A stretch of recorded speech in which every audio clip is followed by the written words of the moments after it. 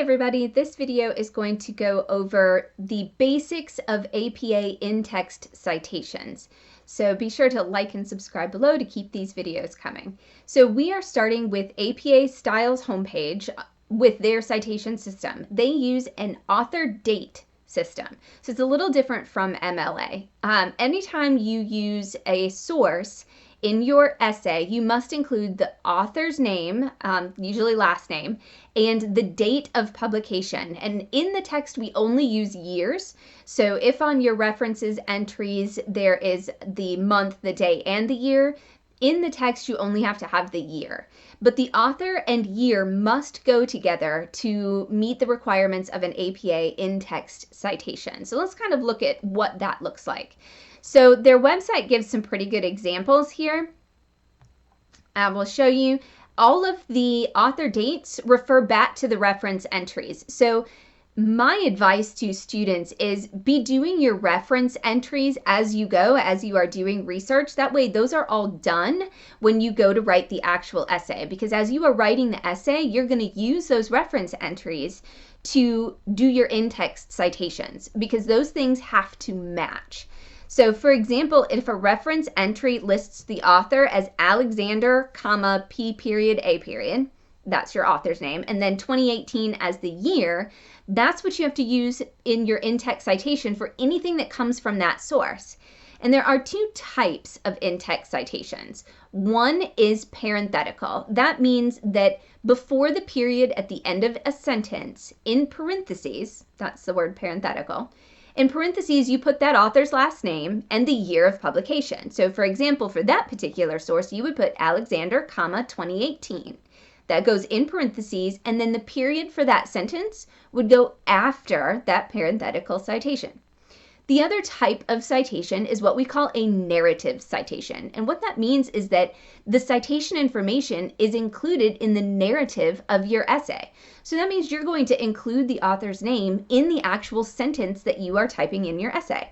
So for example, if you say Alexander did something in his particular study, that would be Alexander and then the date. So APA says the author date must come together. They need to be like conjoined at the hip. So it would be Alexander, parentheses 2018, and then the rest of your sentence. That is called a narrative citation. Now, let's get into a little bit more depth with those. If you have a work that has two authors, you use both last names. So it would be like Doe and then the ampersand, Swift, and then the year. If you use it in the narrative, of course, you would write out the word and. So parentheticals use the ampersand, that's shift 7, and the narratives always spell out the word and. Now, if you have one or two authors, you would use those authors' names in every single citation. However, a lot of sources have 3 or more authors, and when that is the case, you use the first author's last name and then the words et al. Period. That means and others. So that would note it has multiple authors. And you would use that in every single citation, both parenthetical and narrative. And also they always come with the year, of course. Those are always together. Here are a few examples. For one author, the parenthetical citation, that means it goes in parentheses at the end of the sentence. For example, Luna, and the year, close the parentheses. And again, periods always go after that citation. If you're going to use that in the sentence, you would say Luna 2020 and then the rest of your sentence. Luna 2020 found that blah, blah, blah. If it's two authors in parentheses, you would do the two authors with the ampersand, the year. If you use it, you would spell it out, the word and. So first author and second author, year in parentheses, and the rest of your sentence. If you have 3 or more authors, you use et al. Notice that there's not a comma in between the last name and the words et al. Al has a period at the end of it though. In parentheses, you would do the last name et al. Period, year. In the sentence, you would do last name et al. Period, year in parentheses, and the rest of your sentence. If you have a group author that has an abbreviation, so for example, the World Health Organization is also called the WHO. Centers for Disease Control and Prevention is also called the CDC. If you've got NASA, has you can spell out the full name and then use NASA. When you have something like that, in the parentheses, the first time you cite from that source, you have to spell out the whole thing. So, National Institute of Mental Health. Spell it all out, but then in brackets, those are the square parentheses over by the P on the keyboard, you would put the acronym in brackets. Then put a comma and your year and close your parentheses. And anytime after that, if you're doing the same source again, you can just use the acronym.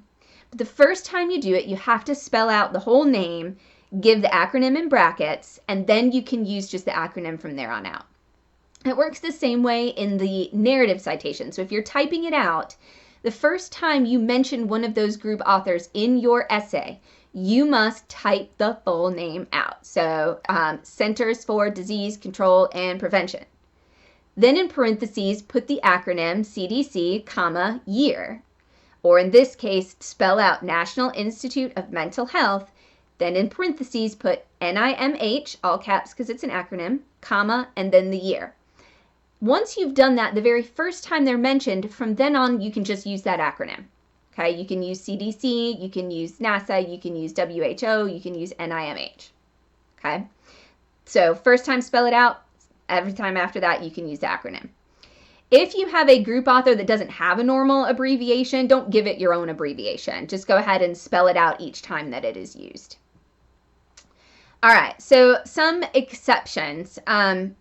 If you've got sources from multiple authors, you would need to make sure that you can distinguish between which source is which. Again, same thing with dates. If you do not have a date, you have to use N period, D period. MLA does not, or APA, sorry, does not allow you to skip that date element. So you can use the N period, D period if you don't have an actual date. You do not have to, this is an important part, in terms of repeating a citation inside a singular paragraph, you would include the author and year for every parenthetical in-text citation. But the narratives don't have to do that once you've done it the first time, as long as you're not switching sources. If you switch sources, you're going to have to cite each individual source every time you switch. If you are citing just the one source in the paragraph, though, you don't have to keep doing it every time subsequently. A couple of other options, make sure that you don't include things like junior in those, and I think that covers kind of the basics. One of the things that it is important to distinguish with MLA and APA is when you use what we call specific locations. APA prefers that you paraphrase. You need to paraphrase as much as possible. APA does not want you to use quotes if you can avoid it. So the author and year is generally for paraphrases. However, if you are quoting, you must include the specific location for that quote. An example of that would be, let me see if I will pull up from their webpage. We're looking at in-text citations for quotations. This is a little bit different because you have to include a specific location. Scroll down and look. All right, so if the quotation is fewer than 40 words, okay, you have to include the page number. And if there is not a page number, then you would need to include a paragraph number, a chapter number, let me see if I can find a couple of examples. Oh, they don't have any other examples. So you could use chapter numbers, paragraph numbers, section numbers, or section titles, something that identifies where exactly that quote appeared in the source itself. So that's one of the sort of distinguishing traits between MLA and APA. MLA always wants you to have a page number if possible, even if you're paraphrasing. APA says you only need author date if you're paraphrasing. However, for quotations, you must add a specific location.